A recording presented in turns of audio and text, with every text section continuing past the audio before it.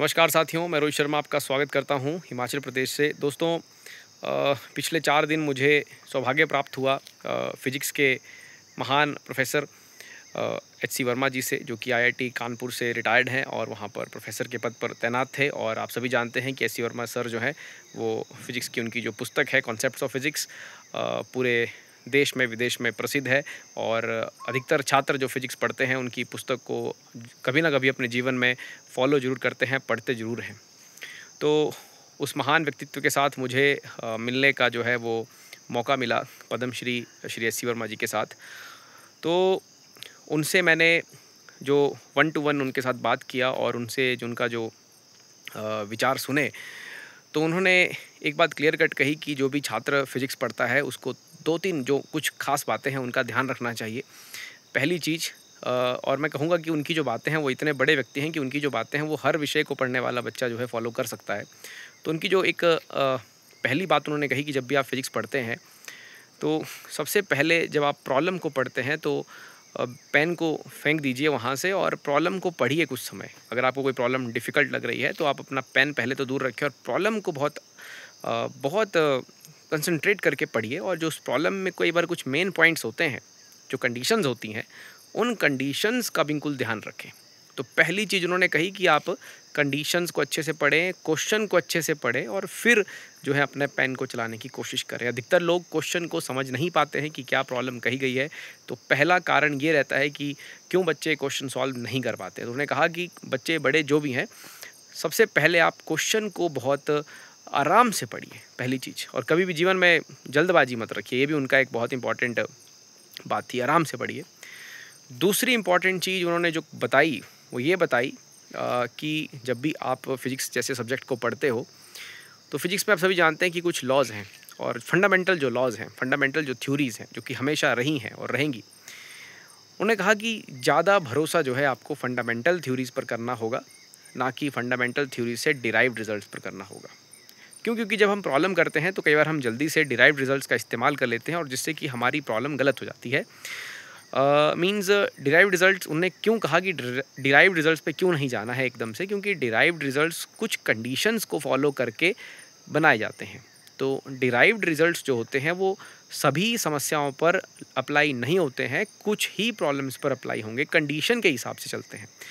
तो always follow the fundamental laws. Fundamental laws कहीं पर भी आपको धोखा नहीं देंगे।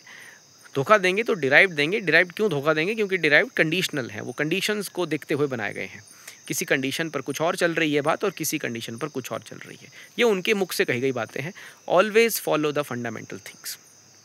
तीसरी चीज़ जो सबसे इम्पॉर्टेंट उन्होंने कही और जो मैंने उनसे पूछी, जो मैं आपको बताना चाहता हूँ, अधिकतर बच्चे एच.सी. वर्मा की पुस्तक लेते हैं लेकिन सॉल्व नहीं कर पाते हैं। तो आपको ऐसे बहुत सारे यूट्यूब पर वीडियो मिल जाएंगे जो लोग आपको गाइड करेंगे कि एच.सी. वर्मा को कैसे सॉल्व किया जाए, उसमें क्या किया जाए।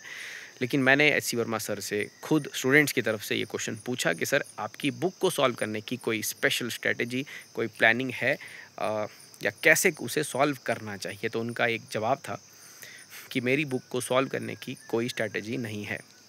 मैंने एक बुक बना दी है।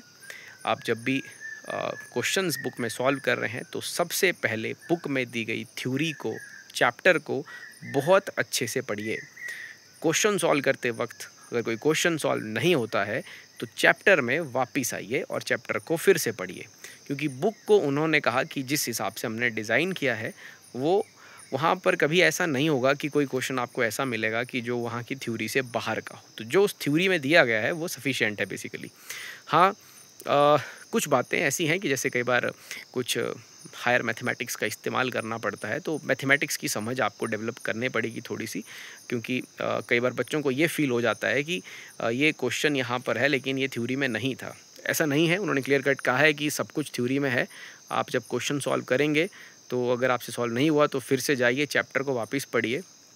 तो बाकी ये है कि आपको थोड़ा मैथमेटिक्स आपका साउंड होना चाहिए। और मतलब कुल मिला के बात ऐसी है कि जो भी कॉन्सेप्ट्स, जो भी क्वेश्चन आप सॉल्व कर रहे हैं उसके सारे कॉन्सेप्ट उस पुस्तक में आपको मिलेंगे।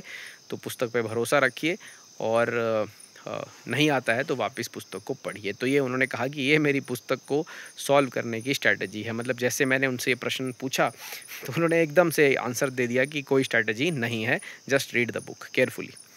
तो और दूसरा मैंने उनसे मिलके ये जाना कि अ, वो फ़िज़िक्स के इस समय भारत के सबसे बड़े प्रोफ़ेसर हैं, बड़े प्रोफ़ेसर्स में से एक हैं। और जो स्कूली बच्चों के लिए उन्होंने पुस्तक तैयार की है कॉन्सेप्ट्स ऑफ फ़िज़िक्स, तो उस हिसाब से वो हमारे सबके आदर्श हैं। और उनसे ज़्यादा ज्ञान जो है मुझे नहीं लगता किसी के पास होगा फ़िज़िक्स का, अगर उस स्तर पर बात की जाती है। बाकी वो एक रिसर्चर भी हैं, प्रोफ़ेसर भी रहे हैं।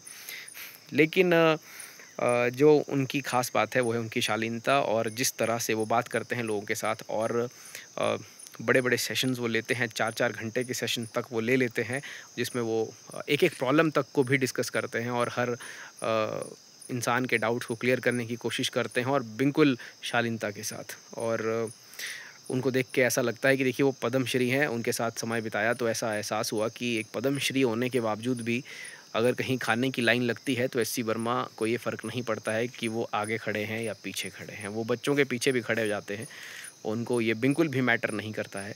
और तो ये चीज़ें हमें उनसे अपने जीवन में ज़रूर सीखनी चाहिए।